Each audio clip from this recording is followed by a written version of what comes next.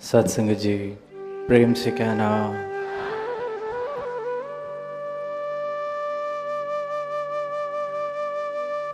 आज एक बार फिर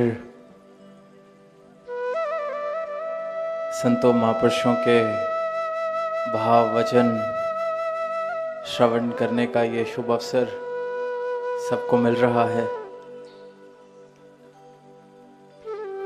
और जहाँ परमात्मा का यशोगान हो रहा है, आवाज़ दी जा रही है कि इसकी प्राप्ति की जा सकती है, इसे देखा जा सकता है। जीवन का मूल डाला जा सकता है जब तक ये जीवन जीते जी इंसान के साथ है, मानव के साथ है। जब तक ये श्वासें हैं, इन श्वासों के चलते ही ये मुमकिन है। और जहाँ ये यात्रा, जहाँ ये श्वासों की लड़ी छूट जाए, फिर ये बाजी हाथ से चली जाती है। कोई नया पैगाम नहीं, युगों युगों से जिसने पाया इस प्रभु को, उसने यही आवाज दी, इस प्रभु की महिमा गाई, यशोगान किया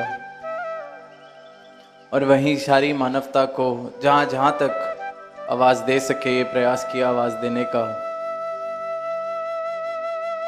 कि इस परमात्मा को प्राप्त किया जा सकता है, देखा जा सकता है, अपनी पहचान करी जा सकती है। और आज भी देखते हैं कि कोई किसी भी तरीके से, किसी भी मान्यता के अनुसार परमात्मा में आस्था रखता हो तो अक्सर इस तरह के भाव अनुभव करता है जो कहता है कि देखो परमात्मा ने कितनी सुंदर प्रकृति बनाई है। जीवन में कुछ अद्भुत घटता है तो कहता है देखो ये परमात्मा के कैसे चमत्कार हैं, कैसे इसके जलवे हैं। बेशक परमात्मा देखने वाली नज़र मिले ना मिले, लेकिन इंसान जो आस्था रखता है किसी भी मान्यता के अनुसार इस तरह की बात करता है, और जिसे ये नज़र मिल जाती है जो परमात्मा के दर्शन कर रहा है, वो भी कह रहा है कि हर पत्ते विच सूरत तेरी, हर जर्रे ते तेरा नाम। हर जगह देख रहे हैं, हर जगह तेरे जलवे हैं कि वैसे तो देखता हूं तेरे जलवे हर सू। पर संत महापुरुष आगे आवाज देते हैं कि काश अब ऐसा हो कि मुझ में भी तू नजर आने लगे। कि बहुत हम जलवे देखने की, इसके चमत्कारों की, इसके होंद की बात कर रहे हैं, पर बात पूरी तब होती है जब ये भी मुझ में नजर आने लगे। मेरी आस्था,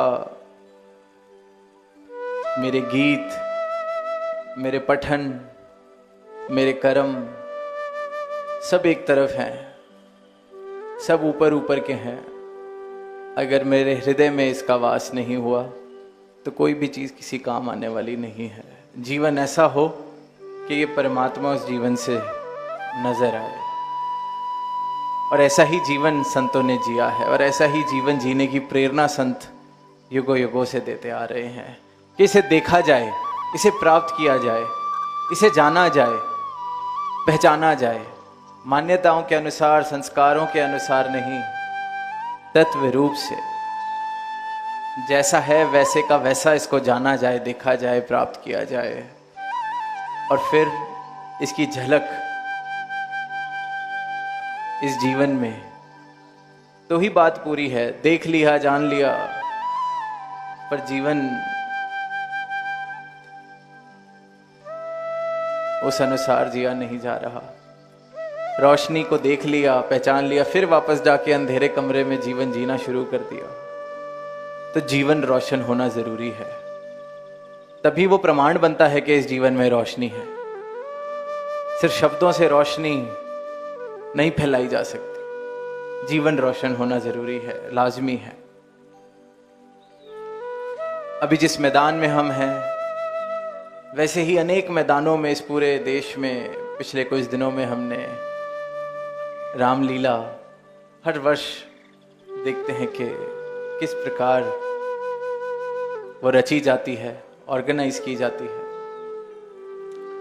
उसमें राम राज्य की भी बात सुनते हैं और यही बात कही जाती है कि राम राज्य स्थापित किया जा सकता है। तो वो जो राम राज्य का आधार है, उसकी स्थापना अगर होनी है तो इस राम का राज समझे बिना, इस राम की रमज समझे बिना वो राम राज्य स्थापित नहीं हो सकता है। राम को अपने जीवन में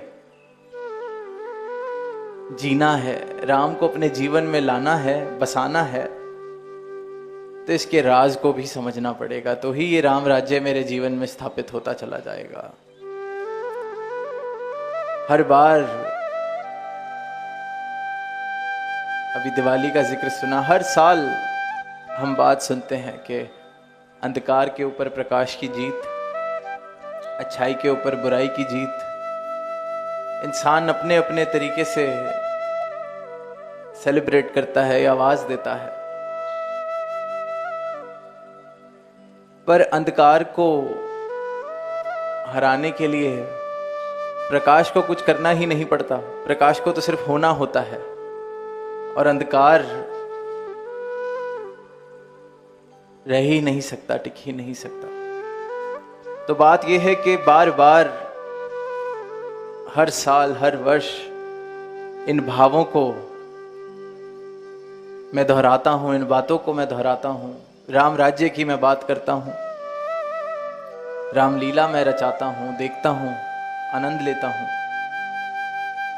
पर इस राम की रमज को अगर समझ लिया तो ही जीवन का मूल है, तो ही जीवन मुकम्मल होता है। और यही आवाज संत जन देते आ रहे हैं कि जो जीवन मिला है इसकी कदर कर ली जाए और इसकी कदर डाल ली जाए। जिस काम के लिए, जिस कार्य के लिए ये मिला है, उस कार्य को पूरा कर लिया जाए, मुक्त अवस्था प्राप्त कर ली जाए। आज वो महापुरुषों ने भाव रखा कि वो 1 रुपए का एक बिस्किट, उसकी संभाल के लिए मैं इतना चेतन हूं कि चाय में कुछ देर ज्यादा डूब जाए तो बिस्किट टूट जाता है, चाय में ही गिर जाता है। उस 1 रुपए के एक बिस्किट के लिए मैं इतना चेतन हूं, पर इस श्वासों के लिए, इस जीवन के लिए मेरी चेतनता, इसकी कदर मैं नहीं डाल पाता। तो मन में भाव ये आ रहे थे कि क्योंकि उस बिस्किट के लिए मैंने 1 रुपए की कीमत चुकाई है, चाहे साधारण सी ही कीमत है, पर चुकाई है, तो मैं कदर कर रहा हूं। इस जीवन को प्राप्त करने के लिए मैंने कोई कीमत नहीं चुकाई है, ये तो वैसे ही मिला है, परमात्मा ने दे दिया। मैंने कौन सा एप्लीकेशन लगाई थी, मैंने कौन सी कीमत चुकाई है, मैंने कौन सा पेपर पास किया है, मैंने कौन सा एंट्रेंस एग्जाम क्लियर किया है इस जीवन की प्राप्ति के लिए। ये मुझे मिल गया, सहज में दे दिया गया, झोली में डाल दिया गया। और जब ये भाव आते हैं तो 2 ही तरह की अवस्था बन सकती है। एक तो कदर खत्म, जो अधिकतर दुनिया में देख रहे हैं, क्योंकि ऐसे ही मिल गया। जीवन में भी कुछ ऐसे ही मिल जाता है तो अक्सर इंसान को उसकी कदर नहीं रहती। मिल गया। तभी बड़े आजकल जब देखते हैं कि जो आज से कुछ वर्ष पहले सुविधाएं थीं वो कितनी दुर्लभ थीं, तो जो बड़े बुजुर्ग हैं वो बड़ी कीमत समझाते हैं कि हमने बड़ी मेहनत करी है तो ये मिला है, बहुत मुश्किल से मिला है, इतने इतने घंटे काम किए तो ये मुमकिन हो पाया है। पर जिस बच्चे को शुरुआत ही वहां से मिली, उन प्राप्तियों से हुई, तो शायद वो उस तरह से उस बात की कदर नहीं कर पाता। स्वाभाविक है, स्वाभाविक है। और इसी प्रकार अधिकतर मानवता भी इस जीवन की कदर नहीं कर पा रही, क्योंकि मैंने क्या दिया है, मुझे तो मिल गया। उस चाय के बिस्किट के लिए फिर 1 रुपया खर्चा था, कोई कीमत चुकाई थी। जीवन, अनमोल जीवन, जिसके लिए कहा गया है कि बड़े भाग से मिला है, दुर्लभ है। अगर लाइन में खड़ा हुआ होता, दरवाजे खटखटाए होते, भीख मांगी होती, शायद कदर होती। शायद ऐसे ही मिल गया, सहज में ही मिल गया, तो कदर कहां से आनी है। तो एक तो ये अवस्था हो सकती है जो अधिकतर अवस्था देखने को मिलती है, और दूसरी अवस्था शुक्राने वाली। दूसरी अवस्था कि जब ये जीवन मिला ही प्रसाद रूप में है, आशीर्वाद रूप में है, दया रूप में है, तो इसका शिकवा करके, इसके बारे में शिकवा करके देने वाले की तौहीन कर दी जाए। जो दाता है उसके आगे इस जीवन का तो शुक्राना मैंने नहीं किया, फिर इस जीवन में जो कमियां हैं, ये जीवन में अब मेरे मुताबिक जो नहीं है, उसका मैं शिकवा करूं। ये संतों वाली अवस्था। और संत जब इस दातार को, इस देने वाले को, इस जीवन देने वाले को जान लेते हैं, प्राप्त कर लेते हैं, तो मूल डल जाता है। तो बात समझ आ जाती है कि वाह, ये बिना मांगे सर्वोत्तम योनि, बिना मांगे इतने भागों से मिलने वाला जीवन मुझे मिल गया।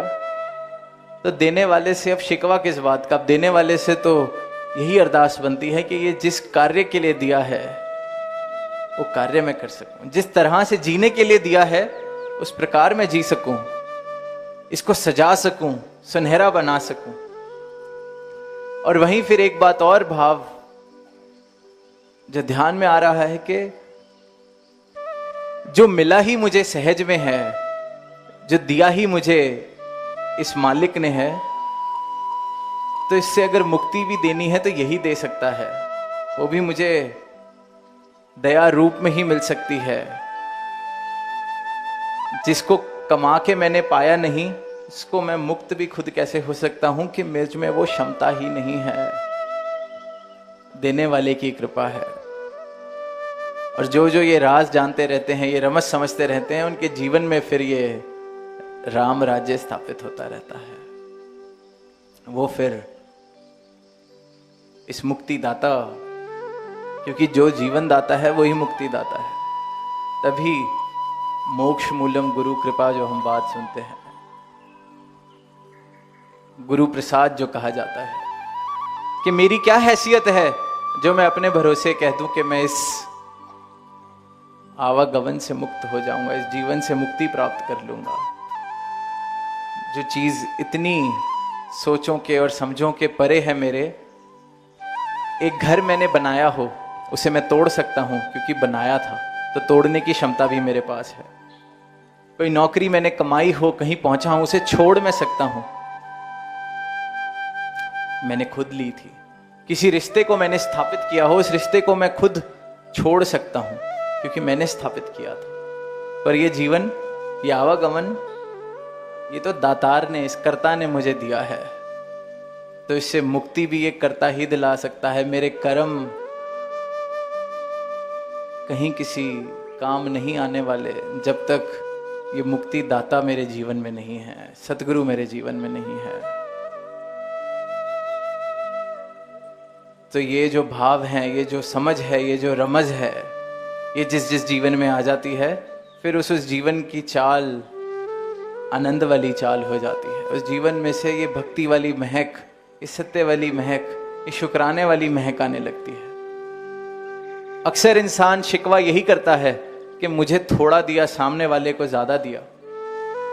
लायक मैं था पर मिल पड़ोसी को गया। अकल मुझ में ज्यादा थी, नंबर 7 वाले के ज्यादा आ गए। स्कूल में तो मैं सबसे आगे था, पर पैसे मुझसे ज्यादा कोई मेरा मित्र कमाने लग गया है।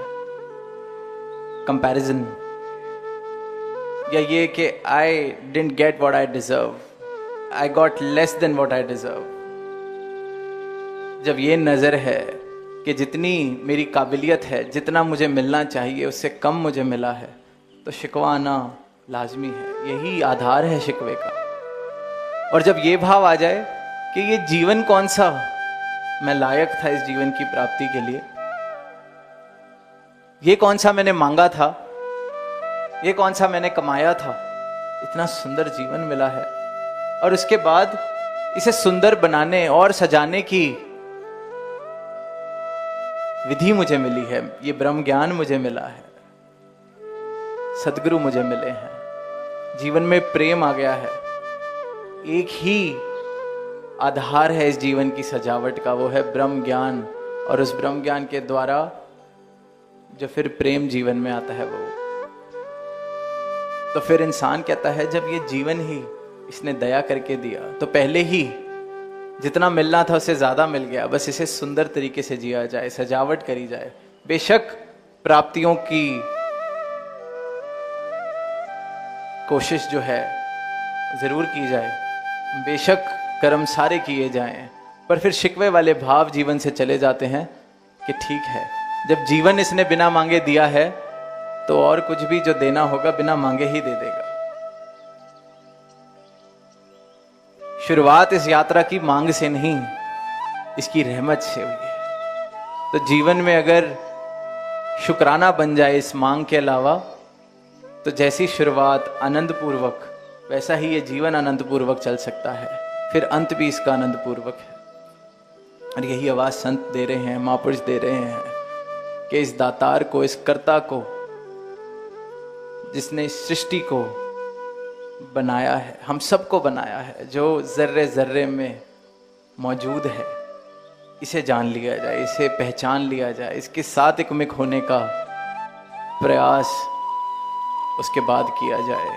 आनंदमय जीवन अगर जीना है तो अभी भाव सुने कि अपनी कीमत, अपनी वैल्यू, अपनी आइडेंटिटी, या तो जितने मैंने कर्म किए हैं, जो मैंने अचीवमेंट्स की हैं, उन सब का जोड़ मेरी आइडेंटिटी है, मेरी मैं है। कोई पूछे कि मैं कौन हूं, कोई हमसे पूछता है, तो जो सबसे उत्तम उपलब्धि हमारी होती है, हम उसके द्वारा उसे बताते हैं हम कौन हैं, क्योंकि मेरी मैं मेरी उपलब्धियों का ही जोड़ है।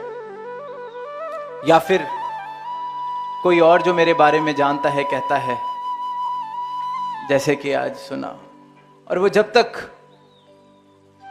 इस संसार के द्वारा चल रहे हैं, संसार की नजर के द्वारा चल रहे हैं, तो इन उपलब्धियों के अनुसार ही अपनी मैं को हम बनाते चले जाते हैं। ये तो मैं वाला जीवन, संसार वाला जीवन हो गया जो सारी दुनिया चल रही है। और संत कह रहे हैं मैं कौन हूं, इस बात का जवाब जान लिया जाए। और जवाब इंसान कह रहा है मैं तो, मुझे पता है कौन हूं। जो करोड़पति बन गया वो कहता है मैं करोड़पति हूं, जो डॉक्टर बन गया वो कहता है मैं डॉक्टर हूं, जो नेता बन गया है वो नेता है, जो एमएलए बना है वो एमएलए है, जो एमपी बना है वो एमपी है। मेरी सबसे उत्तम उपलब्धि मेरा इंट्रोडक्शन बनती चली जाती है, क्योंकि उससे सामने वाले को पता चल जाता है कि मैंने क्या क्या किया है, मेरी मैं का विस्तार कितना है, मेरा कितना बड़ा रुतबा है। ये तो मैं वाली नजर। और वहीं फिर इंसान खुद कुछ भी बन जाए, पर जब तक सामने वाला सर झुका के बात नहीं करता, जब तक सामने वाला नहीं कहता, तब तक मजा नहीं आता। तो फिर खुद अपनी उपलब्धियां भी करता चला जाता है, और ये प्रयास भी करता चला जाता है कि जो आसपास आए, जो मेरे आसपास हो, तो जैसा मैं अपने बारे में सोचता हूं कि मुझसे बड़ा दानी नहीं, मुझसे बड़ा सेवादार नहीं, मुझसे बड़ा ज्ञानी नहीं, तो मेरे इर्द गिर्द भी जो है, मेरे परिवार वाले, मेरे मित्र, मेरे आसपास घूमने वाले, वो भी इस बात को एक्सेप्ट करें, मान लें कि हाँ आपसे बड़ा कोई ज्ञानी नहीं। तो ये अपनी मैं को बनाने का प्रयास हर एक इंसान करता है, ये मैं वाला जीवन, संसार वाला जीवन। और वहीं जब ब्रह्म ज्ञान सदगुरु के चरणों से मिल जाता है, इसकी प्राप्ति हो जाती है, तो ब्रह्म ज्ञानी की अवस्था कुछ इस प्रकार हो जाती है कि वो देख लेता है कि मैं तो रहा ही कहां, तू ही तू है। इस दातार के दर्शन हो गए जो सब में मौजूद है, मुझ में मौजूद है, जिसने मुझे जीवन दिया है, जो मेरा जीवन चला रहा है, मेरी हस्ती ही क्या है? सिर्फ यही ये है। तो फिर वो द्वैत से एकत्व वाला जीवन आता है, क्योंकि इस एक की लखता हो जाती है। और फिर अवस्था ये नहीं कि अपने कृत्यों का जोड़, अपने कर्मों का जोड़, जो टोटलिटी ऑफ माई डीड्स है, वो मेरा इंट्रोडक्शन नहीं रहता। लोग मेरे बारे में क्या सोच रहे हैं, ये मेरा इंट्रोडक्शन नहीं रहता। मैं कौन हूं? जब सही मायनों में ये बात समझ आ जाती है कि मैं हूं कौन, अंश किसका हूं, और अगर कुछ है तो सिर्फ और सिर्फ ये एक सत्ता है, तो फिर अपनी अवस्था ऐसे ब्रह्मज्ञानी संत की अवस्था हो जाती है कि फिर वो पंक्तियां कहता है कि तेरे हुंदिया सुंदिया महबूबा, तेरा मुजरिम हाजे मैं होवा। फिर वो कहता है कि तेरे होते हुए, जो सिर्फ तू ही तू है, तुझे देख लिया, तुझे जान लिया, अब उसके बावजूद भी अगर मैं बच गया तो ये तो गुनाह है, ये तो तौहीन है तेरी, तेरा मुजरिम हूं मैं। ये तो मूर्खता हो गई, गुनाह हो गया। मूर्खता भी नादानी है, बच्चे नादानी कर जाते हैं जिस प्रकार, तो कहता है ये तो गुनाह हो गया, मुजरिम हो गया फिर तो, कि तेरे हुंदिया सुंदिया, जिसने तो जाना नहीं उसे माफ किया जा सकता है, तभी सारे कृत्यों का जोड़ बता रहा है कि मैं हूं। पर जो ब्रह्मज्ञानी है, जिसने इसे पा लिया, वो कह रहा है तेरे हुंदिया सुंदिया महबूबा, तेरा मुजरिम हाजे मैं होवा। कि फिर तो तुझे जिसने पा लिया, तेरी प्राप्ति जिसे हो गई, तेरा विस्तार जिसने देख लिया, तेरा विराट स्वरूप जिसने देख लिया, उसके बाद वो बच कैसे सकता है, रह कैसे सकता है? फिर तो मुजरिम हुआ तेरा अगर मैं हुआ।